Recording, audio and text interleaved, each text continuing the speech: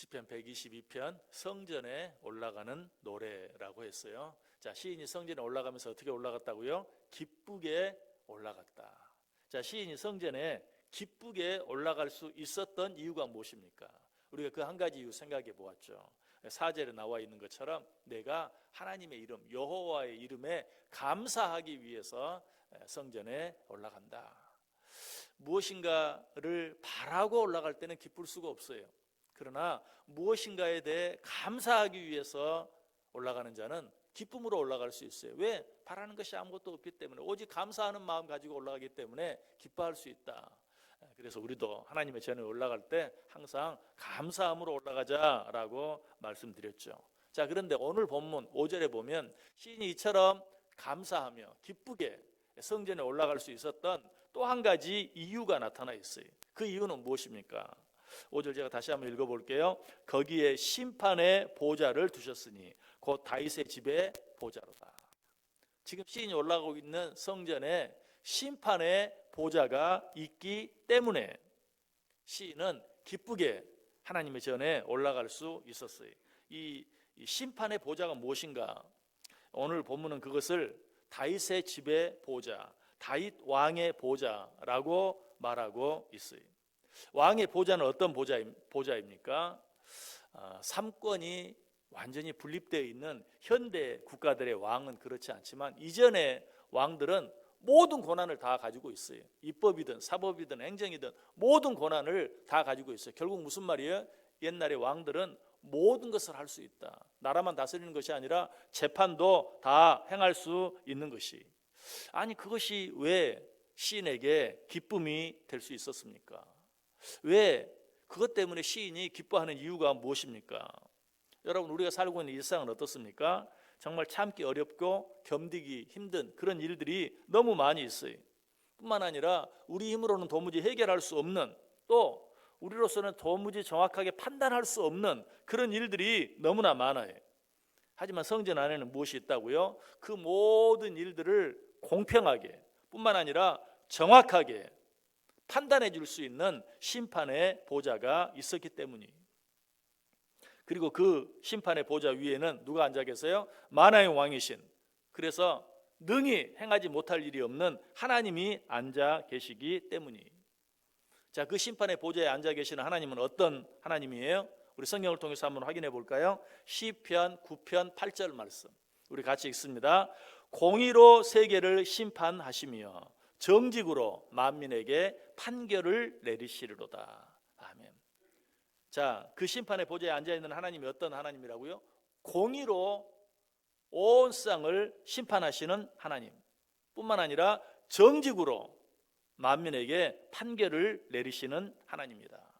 이 하나님에 대해서 시편 98편 9절은 그가 의로 세계를 판단하시며 공평으로 그의 백성을 심판하시리로다. 또 시편 119편 137절에서는 여호와의 주는 의로우시고 주의 판단은 오르시니이다. 여러분, 이 세상에 이런 재판소가 한 곳 있다고 생각해 보세요. 두 곳도 아니고 이 세상에 이런 재판소가 딱 한 곳만 있다고 생각해 보세요. 그래도 아마 마음이 든든할 거예요. 어떤 일을 판단하든지 정확하게, 옳게, 의롭게, 공평하게 판단할 수 있는 곳이 딱 한 곳만, 아니 그런 사람이 딱 한 사람만 있다고 생각해 보세요. 아마 마음이 든든할 거예요. 왜? 마지막 더 이상 어떻게 할 수 없는 때에는 찾아갈 곳이 있고 찾아갈 사람이 있기 때문에. 그런데 지금 시인이 올라가고 있는 성전 안에 무엇이 있다? 그 심판의 보좌가 있다라는 것이. 그렇기 때문에 그 마음이 기쁠 수밖에 없었어요. 어떤 억울한 일이 있든지 어떤 힘든 일이 있든지 그 보좌 앞에 나아가기만 하면 누가? 하나님께서 가장 정확하게, 가장 공평하게, 그리고 가장 의롭게 해결해 주실 것이 확실하기 때문에. 더 놀라운 것은 이런 하나님의 공의로우신, 공평하신, 그리고 정직하신 그런 판단이 어느 한 부분, 어느 한 사람에게만 미치는 것이 아니라 온 세상, 온 만민에게 미친다는 사실이 시편 94편 2절에 분명히 말해요. 세계를 판단하시는 주여. 시인은 이 사실을 생각하면서 기쁘게 하나님의 전에 올라가고 있어요. 이 세상에 우리의 모든 문제를 바르고 정확하게 판단해 줄 수 있는 사람은 아무도 없어요. 이스라엘 백성들을 출애굽시켜서 그 힘들고 어려운 광야길을 인도해 가던 모세도 이 일만큼은 온전히 감당할 수 없었어요. 그래서 그는 이스라엘 백성들을 향해 뭐라고 고백합니까? 신명기 1장 9절에 보면 나는 홀로 너희의 짐을 질 수 없도다.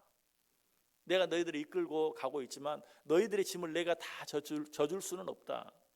또 신명기 1장 12절에서는 그런즉 나 홀로 어찌 능히 너희의 괴로운 일과 너희의 힘겨운 일과 너희의 다투는 일을 담당할 수 있으랴. 60만 대군을 이끌고 출애굽합니다. 장정만 엄청난 숫자를 데리고 출애굽해서 광야길을 가고 있는데 내가 어떻게 너희의 모든 괴로운 일, 너희의 모든 힘겨운 일, 너희들이 서로 다투는 그 일들을 내가 어떻게 그 일들을 다 판단할 수 있겠느냐라고 하소연하고 있는 것을 보게 돼요. 그러나 하나님은 달라요. 우리 하나님은 우리의 모든 문제를 판단해 주실 뿐만 아니라 정확하게 해결해 주세요. 그리고 우리의 모든 짐까지도 대신 져 주세요. 이분이 바로 우리 하나님이에요. 여러분에게 어떤 억울한 일이 있습니까? 공의의 하나님께서 그 모든 억울함을 풀어 주실 것이. 여러분에게 어떤 불공평한 문제가 있습니까? 공평하신 하나님께서 그 문제를 다 해결해 주실 것이. 여러분에게 어떤 무거운 짐이 있습니까? 하나님께서 우리 힘으로는 도무지 감당할 수 없는 그 모든 무거운 짐을 다 져 주실 것이. 시인은 이 사실을 확실히 알고 믿었어요. 그래서 그는 하나님이 그 심판의 보좌, 하나님의 그 심판의 보좌가 있는 성전에 올라가면서 기뻐하고 또 기뻐했던 것이. 여러분은 이 하나님의 전에 올라올 때 어떤 마음으로 올라오십니까? 오늘 시인과 같은 마음으로 올라오실 수 있기를 바라요. 이 전에는 모든 것을 공의롭게, 모든 것을 공평하게, 그러면서도 모든 것을 옳게, 모든 것을 정확하게 판단해 주실 하나님의 심판의 보좌가 있다. 그 보좌 앞에 내가 무엇을 내놓든지 하나님께서 그것을 정확하게 공의롭게 판단해 주실 뿐만 아니라 해결해 주시고 나 혼자는 도무지 감당할 수 없고 질 수 없는 짐까지 대신 져 주신다는 사실 기억하고 기쁨으로 하나님의 전에 올라와서 기쁨으로 하나님 앞에 모든 문제와 무거운 짐들 다 내려놓고 언제든지 이 죄를 내려갈 때는 참 기쁨이 있고 감사가 있고 편안한 모든 무거운 짐을 내려놓고 정말로 편안한 마음으로 이 전을 내려갈 수 있는 은혜가 저와 여러분 가운데 넘칠 수 있기를 주님의 이름으로 간절히 축원합니다.